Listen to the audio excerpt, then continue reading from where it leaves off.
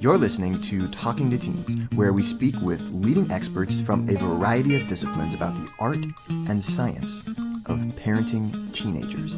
I'm your host, Andy Earle.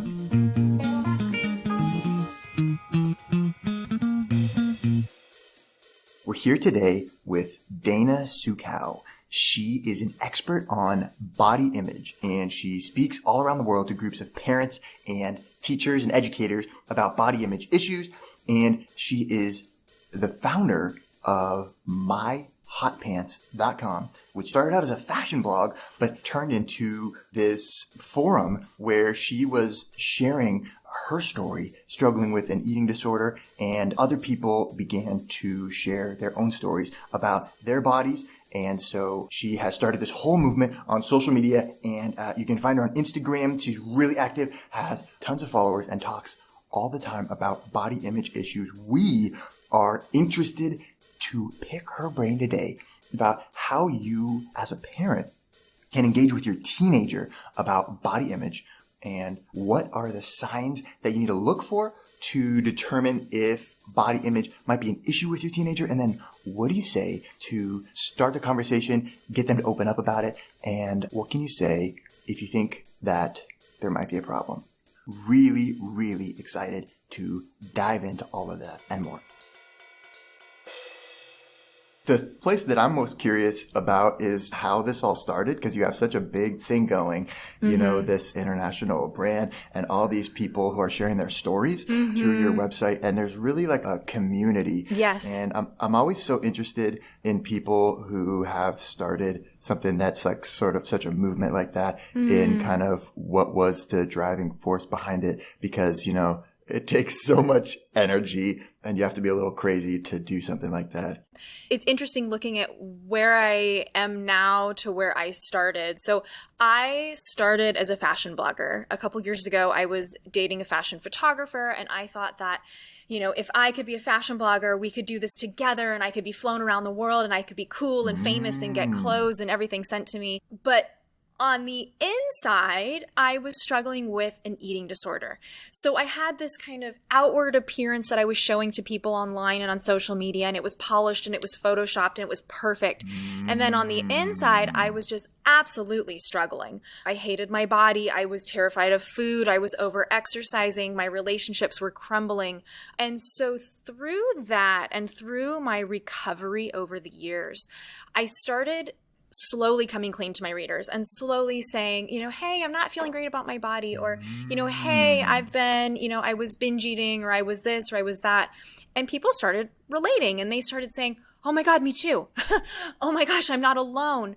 And so over the years, it's really taken on this kind of different movement than what it started. I mean, it started because I wanted to be cool, and I wanted to be seen, and I wanted to be valued. And it's gone all the way over to vulnerability and, you know, and talking about struggle and talking about pain and talking about mental health. And so other people have, you know, kind of seen that and felt like this community is a safe space. This is a safe area that I can talk about my body and I can talk about my pain, and I won't be judged or shamed for it.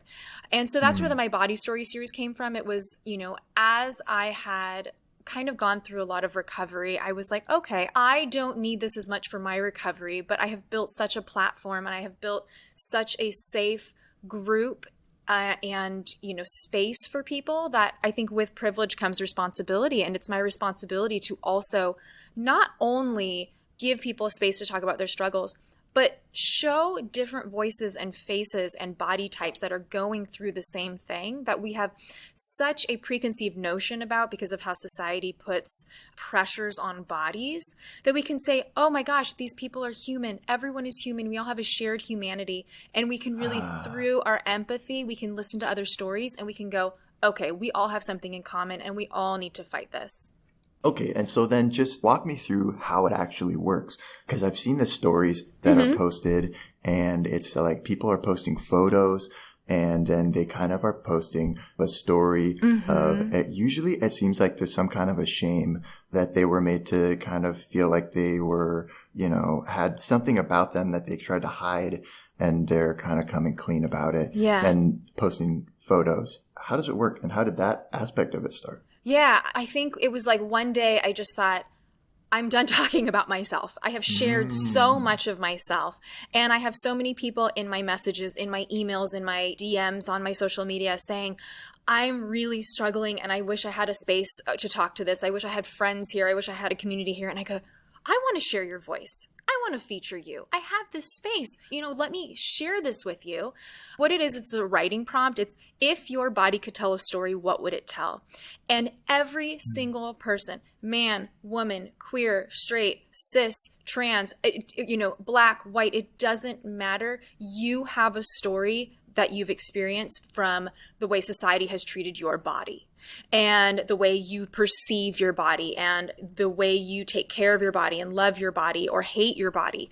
We all have a story, and some stories deal with a lot more marginalization than others, but I believe that every body tells a story and every story deserves to be heard. And so that's really how it started. And so it's not that people submit. It's actually that I do one-on-one with the person and we talk about it. Some people right off the bat, they just have the whole story there. And other times it's, people message me and they're like, I kind of want to talk about my eating disorder. And I say, okay, well, and then I ask them a couple questions and we kind of get the ball rolling. And then I put it all up on the website. So it's not that it's an open forum. It's really that these people have worked so hard to put this story together and really have dug deep in what they feel safe sharing with people. That makes sense because these are like polished things. Like these are coherent. Feels like there's a beginning, middle, and end. Yeah. And I love this idea of the body story too. Right. I mean, there's definitely some that, the person shared a paragraph and that was all they felt safe sharing. And I'm not here to push people to share more because we share what our comfort level is.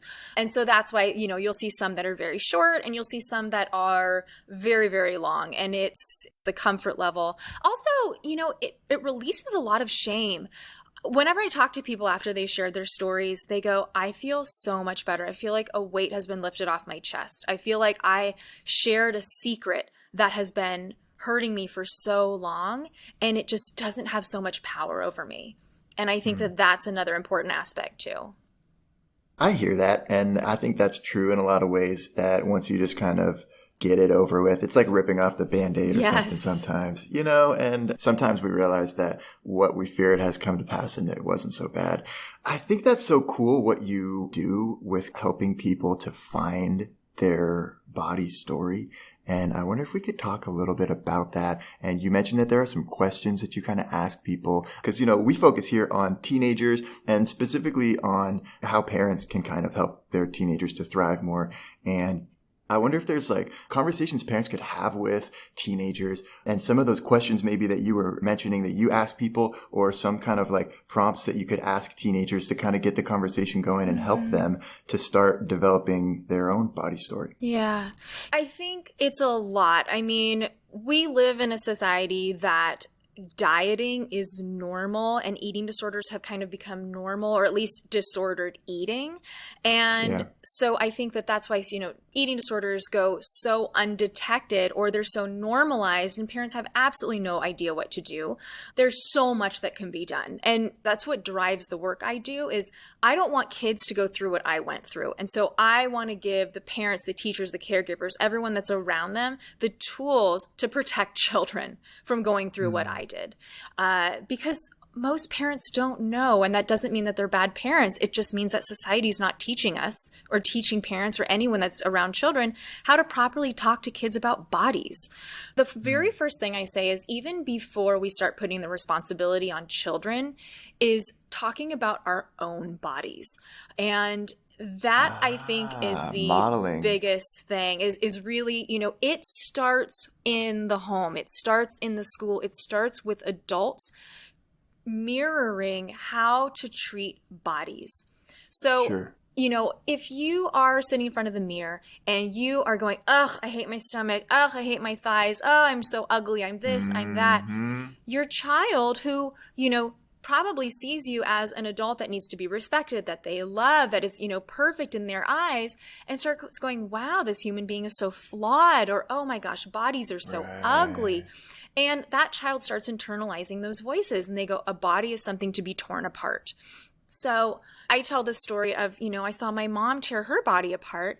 And for me as a young child, I mean, it was kind of twofold. The first part was I saw my mom as perfect. And I couldn't as a child understand, how she could tear this body apart, but this body that I also found soft and comforting and warm and loving. Right, right. Yeah. And another aspect of it was I look like her. I look like my parents. Yeah, there's a lot of you in me. So Yeah. if you don't like yourself, then what does that say about me? Exactly. And look, this for teachers or caregivers or babysitters or, adoptive parents, I understand that this might not perfectly fit your narrative, but still, children mirror themselves from adults. And so if you're tearing yourself apart, a child is going to look in the mirror and go, well, okay, well, so what's wrong with my body?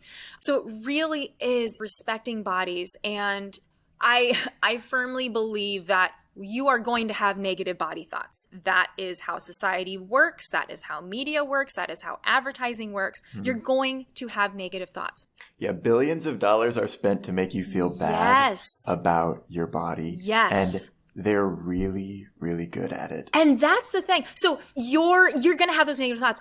Don't vocalize them around children is one of the most important things I can say. And I love that. And it's so important, what you just said about they're spending billions of dollars. So there's a lot of studies that show that people think they are smarter than ads. They think that they can look at an ad and not be affected by it. And study after study shows this. And what we fail to understand is that these companies are literally putting in billions of dollars, millions of dollars per company to get a group of people in a room who are so much smarter collectively than any one of us individually to figure out how to make you feel bad about your body. And, there's this idea that an ad does its job when you don't know that you've seen an ad. And that's how we walk away. We go, this didn't affect me. But it absolutely affects us.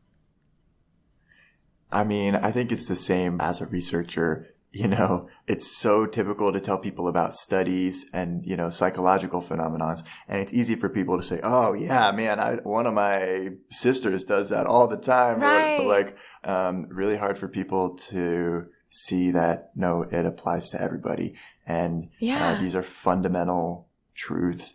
And, companies today have so much data that a lot of it is not even malicious. It's just like, hey, we crunched the numbers and this is the best way to get you to buy more stuff is this type of image. I don't think people are necessarily to blame. And it's like, at each kind of stage of it, it's just like people doing their job and trying to get the best results they can. But what we end up with is this crazy system where so much money is spent about how we look, right? Yeah. So the first thing I love, which is not voicing those negative thoughts around kids. Yes. So what would be then another thing that parents would want to consider that they could use to try to kind of engage teenagers also? Yeah, I think parents right off the bat, when they see a child struggling or avoiding food or talking negatively about their bodies, they want to jump in immediately and protect their children and have these conversations. But a lot of education has to happen before you have these conversations because they can go very badly if you act like you know what you're talking about or you don't embrace the child with empathy and understanding and let them know that they're not alone. So my first thing is, if you think that your child has an eating disorder, if you start seeing bad, behavior where they're talking negatively about their body, negatively about other people's bodies, they're afraid of food, they're talking constantly about the fear of getting fat, learn about eating disorders. And one of the best places to go is the National Eating Disorder Association website. It's nationaleatingdisorder.org. And they have some great tools on just learning about the different types of eating disorders and, kind of destigmatizing these ideas we have around eating disorders that aren't true. So definitely education. And, when you do finally have that conversation, I think back all the time of I had a roommate when I had my eating disorder and I was really, really struggling, but I didn't know it at the time. You never do. Yeah, right? right? Hindsight 2020, but at the time I just thought, no, this is absolutely normal. It's completely normal to freeze food so I don't eat it and to weigh myself 5 times a day. And I remember my roommate said something to me, and she just said, I'm really worried about you. You don't seem like you're doing well. And I instantly got defensive. I instantly was like, I'm absolutely fine. And all my defenses went up because it almost felt like this person was talking down to me. And I remember that all the time because once a child has an eating disorder, the way you talk to them, they're so fragile and they're so defensive because they want to desperately hide what's going on. So the language is it's so tricky. But if somebody had said, hey, like, I see that you might be having a hard time around food, and I just want you to know that I do too. I have had a difficult time eating, or I've been feeling really just not good about my body. And, I saw a movie the other day and this person was so thin and I was wishing I was that thin. And if you start to, instead of looking down on someone and saying, hey, I'm totally cured, how are you down there? If you can get on the same level as them and say, I get it. I have been struggling and you're not alone. And if we can have those conversations, that's where we start getting kids to open up and teens to open up about what's really going on, because they don't feel like you're going to get mad at them. They don't feel like you're going to be angry. You're going to be disappointed. You're going to be ashamed. And the defenses aren't up. And I always think back on how I wish somebody had spoken to me at the time. I like that. So have the talks, keep engaging, and thanks for supporting the podcast and following. We're here with Dana Suchow talking about body image issues for teenagers. And we're not done yet. Here's a look at what's coming up in the second half of the show.